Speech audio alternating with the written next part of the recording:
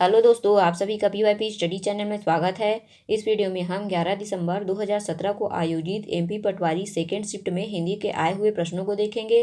तो चलिए शुरू करते हैं। हमारा पहला प्रश्न है, जब दो समान व्यंजन आपस में मिलते हैं तो उन्हें क्या कहते हैं?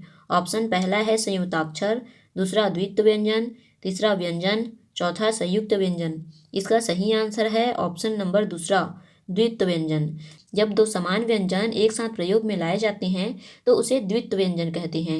इसमें पहला व्यंजन स्वर रहित होता है और दूसरा व्यंजन स्वर सहित होता है। इस प्रकार इस प्रश्न का सही आंसर हो जाएगा ऑप्शन नंबर दूसरा, द्वित्व व्यंजन। चलिए अगला प्रश्न है, दो पदों के बीच में उचित विराम देना कहलाता है। पहला अनुदान, दूसरा संगम, तीसरा बलाघात, चौथा विराम। इसका सही आंसर है ऑप्शन नंबर दूसरा, संगम। दो पदों के बीच में उचित विराम देना संगम कहलाता है। चलिए अगला प्रश्न है, शिक्षा खाली स्थान मनुष्य को ऊपर उठाती है। इस वाक्य में उचित निपात को रिक्त स्थान में भरिए। पहला मात्र, दूसरा सहारा, तीसरा तो, चौथा का। इसका सही आंसर है ऑप्शन नंबर पहला, मात्र। जो अव्यय किसी शब्दों के बाद लगकर उसके अर्थ को बल प्रदान करते हैं वे निपात कहलाते हैं, और निपात को अवधारक भी कहते हैं। निपात जो होते हैं वो 9 प्रकार के होते हैं। तो यहाँ पे मात्र जो है आंसर हो जाएगा। तो इस प्रकार यहाँ वाक्य क्या हो जाएगा, शिक्षा मात्र मनुष्य को ऊपर उठाती है। चलिए अगला प्रश्न है, यदि अ या आ के आगे ई या ई आए तो दोनों के मिलने से खाली स्थान बनता है। तो इसका सही आंसर हो जाएगा ऑप्शन नंबर दूसरा, ए। चलिए अगला प्रश्न है, बिजली का पर्यायवाची निम्न में से कौन सा है? बिजली का पर्यायवाची बताना है। पहला प्रकंपन, दूसरा आशुक, तीसरा सफरी, चौथा चंचला। इसका सही आंसर है ऑप्शन नंबर चौथा, चंचला। बिजली के पर्यायवाची शब्द होते हैं चंचला, दामिनी, बिजुरी, क्षणप्रभा, चंचला, चपला, तड़ित, सौदामिनी। और प्रकंपन, यहाँ पे ऑप्शन पहला में दिया हुआ है प्रकंपन। प्रकंपन का पर्यायवाची होता है हवा, अनिल, वायु, मारुत, समीर, वात, श्वसन, बयार, समीकरण, पवन। यहाँ पे ऑप्शन नंबर दूसरा, आशुक। आशुक का पर्यायवाची होता है बाण, तीर, सर, विसिग, ईसु, नाराज, शायर, सिलीमुख। और ऑप्शन नंबर तीसरा, सफरी। सफरी का पर्यायवाची आप कमेंट करके बताइएगा। चलिए अगला प्रश्न है, बीता हुआ के लिए एक शब्द निम्न में से कौन सा है? पहला अतीत, दूसरा अतीक, तीसरा अजीज या फिर चौथा अमित। इसका सही आंसर है ऑप्शन नंबर पहला, अतीत। बीता हुआ कल के लिए हम अतीत शब्द का प्रयोग करते हैं। चलिए अगला प्रश्न है, पावन का संधि विच्छेद निम्न में से कौन सा है? पहला पौधन अन, दूसरा पोधन अन, तीसरा पावधन अन, चौथा पावधन आन। इसका सही आंसर है ऑप्शन नंबर पहला, पौधन अन। पौधन अन बराबर पावन। इसमें है अयादि स्वर संधि। चलिए अगला प्रश्न है, चोर का विलोम शब्द निम्न में से कौन सा है? पहला साधु, दूसरा अचोर, तीसरा साधु, चौथा आचोर। इसका सही आंसर है ऑप्शन नंबर तीसरा, साधु। चोर का विलोम शब्द होता है साधु। चलिए अगला प्रश्न है, अध उपसर्ग से बना शब्द निम्न में से कौन है? अर्ध, अधजला, अर्धांगिनी या फिर अर्ध। इसका सही आंसर है ऑप्शन नंबर दूसरा, अधजला। अधजला में जो है अध उपसर्ग लगा हुआ है। उपसर्ग क्या होता है? तो उपसर्ग उस शब्दांश या अव्यय को कहते हैं जो किसी शब्द के पहले आकर उसका विशेष अर्थ प्रकट करता है। चलिए अगला प्रश्न है, रुपया पैसा शब्द में निम्न में से कौन सा समास है? द्वंद्व समास, दूसरा बहुब्रीहि समास, ये समास है, तीसरा द्विगु समास, चौथा कर्मधारय समास। इसका सही आंसर है ऑप्शन नंबर पहला, द्वंद्व समास।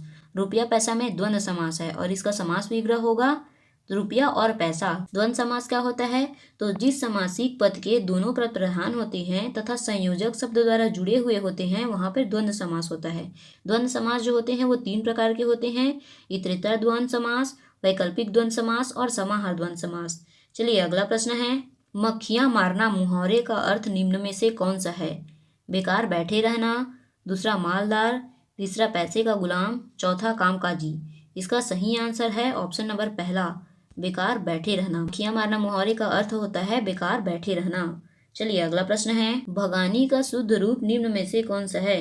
तो इसका सही आंसर है ऑप्शन नंबर चौथा, भगनी। चलिए अगला प्रश्न है, चढ़ चेतक पर तलवार उठा करता था भूतल पानी को, राणा प्रताप सर काट काट कर करता था सफल जवानी को।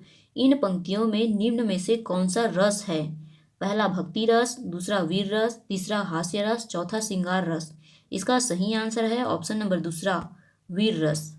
युद्ध आदि साहसिक कार्य के लिए हृदय में उपस्थित उत्साह से जिस आनंद की सृष्टि होती है उसे वीर रस कहते हैं और वीर रस का स्थायी भाव उत्साह होता है। चलिए अगला प्रश्न है, सागर सा गंभीर हृदय हो, गिरी सा ऊंचा हो जिसका मन, कौन सा अलंकार है? सही विकल्प चुने। पहला संदेह अलंकार, दूसरा श्लेष अलंकार, तीसरा उपमा अलंकार या फिर चौथा यमक अलंकार। इसका सही आंसर है ऑप्शन नंबर तीसरा, उपमा अलंकार। उपमा अलंकार क्या होता है? तो जहाँ एक वस्तु की समता दूसरे वस्तु से की जाए वहाँ उपमा अलंकार होता है।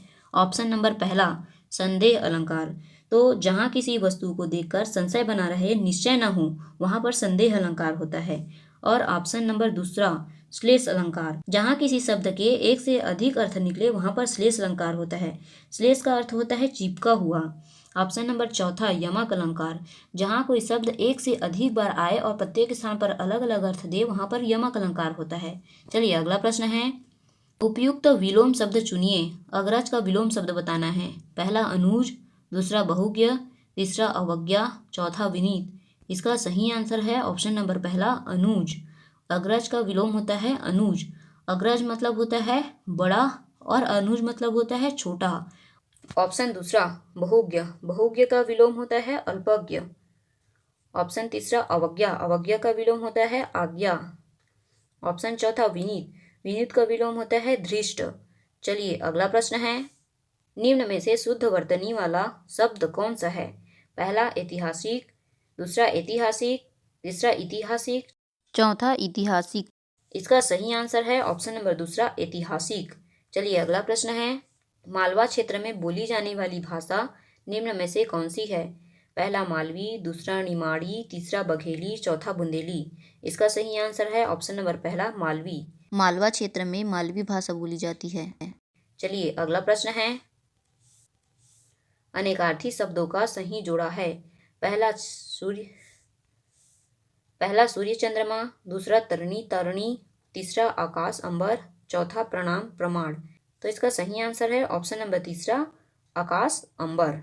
अगला प्रश्न है, पाप पुण्य निम्न में से किस समास का उदाहरण है? पहला द्विगु समास, दूसरा कर्मधारय समास, तीसरा द्वंद्व समास, चौथा तत्पुरुष समास। इसका सही आंसर है ऑप्शन नंबर तीसरा, द्वंद्व समास। पाप पुण्य में द्वंद्व समास है और पाप पुण्य का समास विग्रह हो जाएगा पाप और पुण्य। द्वंद्व समास किसे कहते हैं और इसके प्रकार को अभी हमने ऊपर देखा है। तो इस वीडियो में बस इतना ही, और अगर आपको यह वीडियो अच्छा लगा तो इसे लाइक और शेयर जरूर कीजिए तथा इसी तरह के अन्य वीडियो के लिए चैनल को सब्सक्राइब जरूर कीजिए। Thank you for watching video. धन्यवाद।